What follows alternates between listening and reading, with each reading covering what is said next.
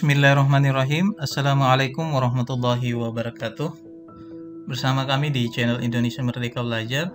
Pada video kali ini, kami akan menjelaskan cara memberikan watermark pada aplikasi edit Camtasia ya. Jadi pertama-tama kita pilih Produce and Share. Kemudian di sini kita pilih Custom Production Setting. Kemudian kita pilih Next. Selanjutnya kita pilih ini Recommended. Kemudian kita pilih Next. Kemudian Next lagi. Di sini kita pilih watermark dengan mencentang Include Watermark.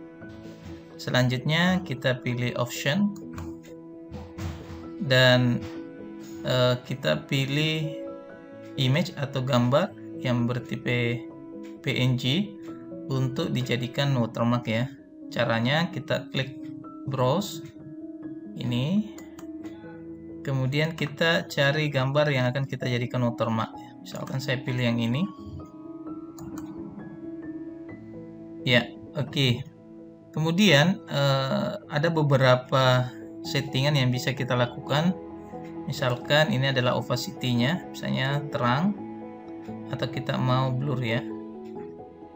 Misalkan kita pilih yang blur saja. Kemudian ini ukurannya ya.